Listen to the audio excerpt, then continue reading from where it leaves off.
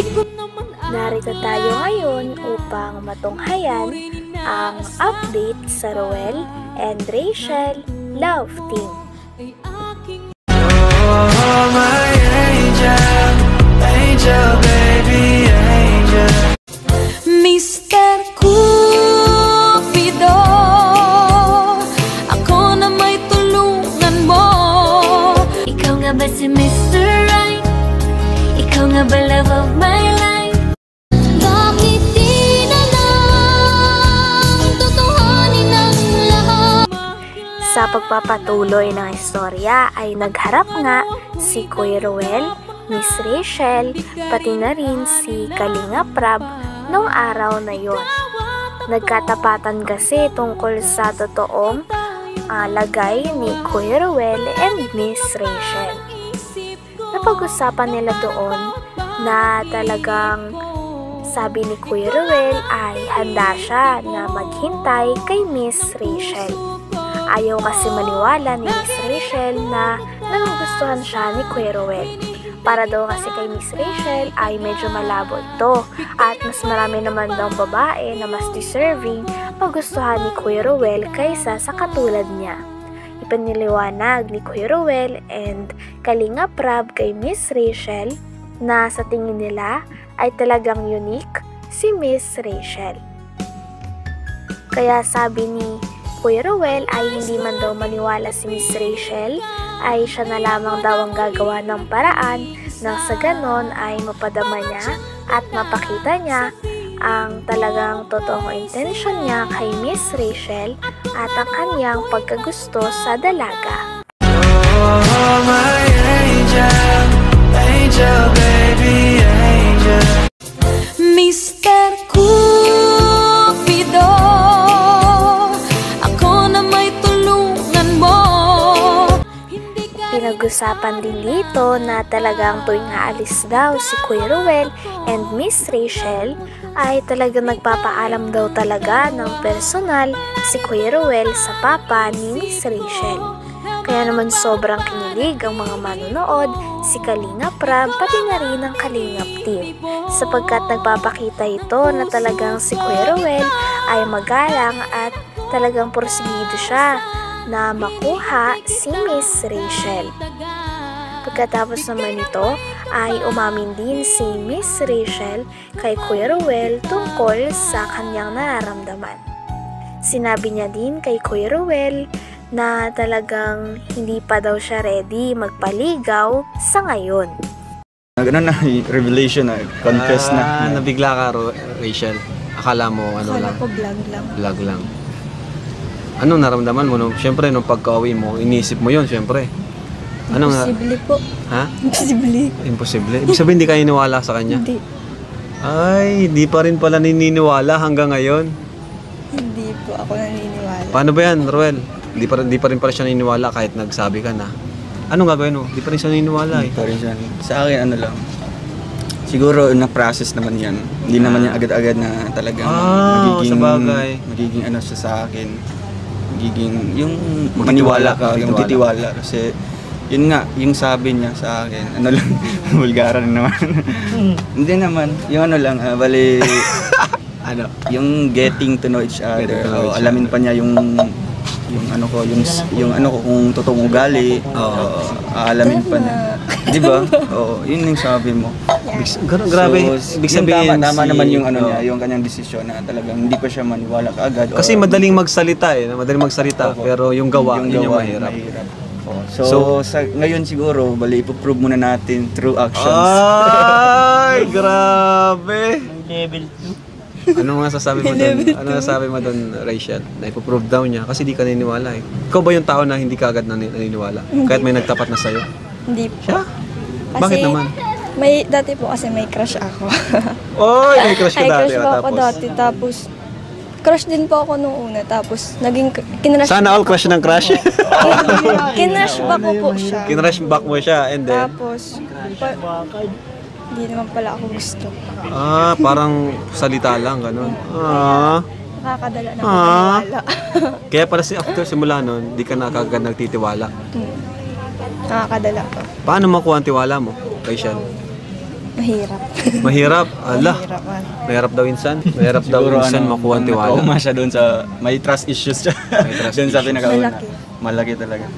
Sige, ano lang, talagang, pagpatuloy ko lang itong, consistency is the key. Grabe. Kahit insan, syempre, di ka pa naman naniligaw, no? Hindi pa naman po. Paano mo papakita yung paano mo paparamdam sa kanya yung tiwala mo? Kahit hindi ka pa nanliligaw, gano'n. Yung tiwala niya. Oo, paano mo paparamdam sa kanya? Totoo yung nararamdaman mo, na totoo lahat ng sinabi mo, kahit hindi ka pa sa kanya nanliligaw. Kasi mahirap yun eh.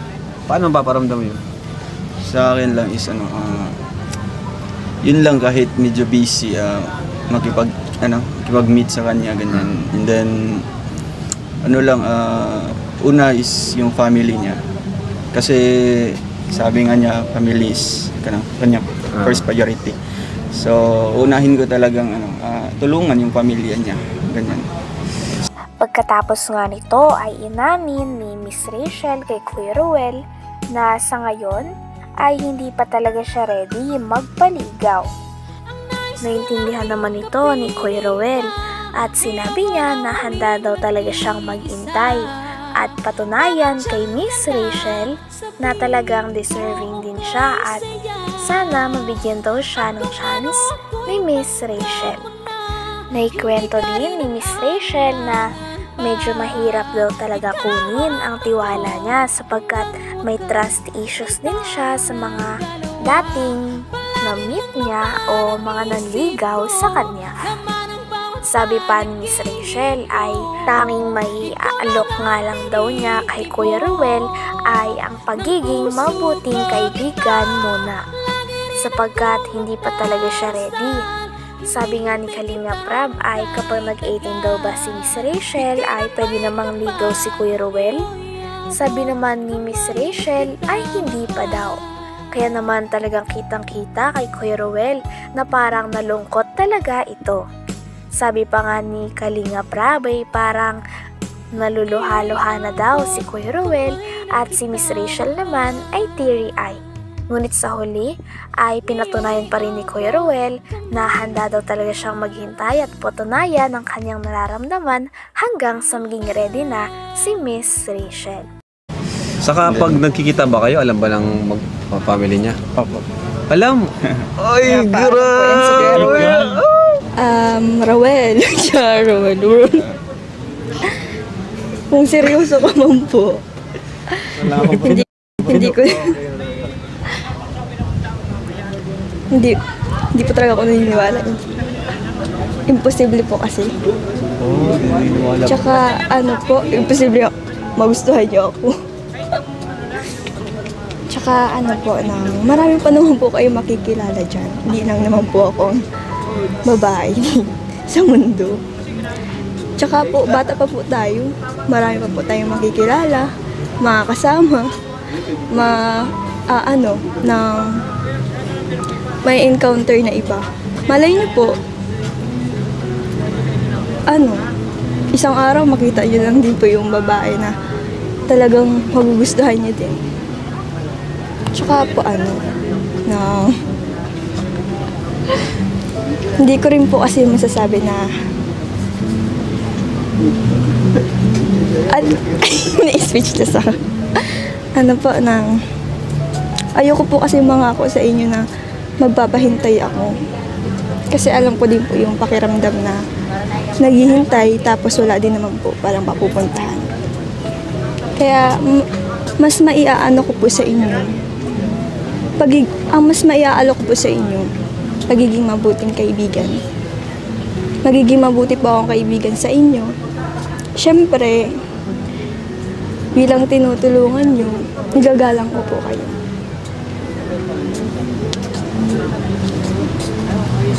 Grabe naman. Ba't parang naluluha ka? Bro. Grabe bro, ang grabe ang message ni Rachel. Alam mo maganda doon kasi naging honest ka. Kumbaga, wala ka ng paligoy-ligoy pa eh. Kumbaga bahala na. Basta di ako mangako sa'yo na may hintay ka. Parang ganun. Kasi yung iba magpapaasa. Pero siya, naging honest siya na sa ngayon, wala pa talaga. Wala Pero yun yung challenge kay Ruel na dapat unang ano pa lang ito, unang hakbang pa lang. Ikaw, nasa sa'yo na kung pagpapatuloy mo o hindi. Or maghihintay ka. Parang naiyak si Ruel, bro! Hindi. Ito yung naiiyak.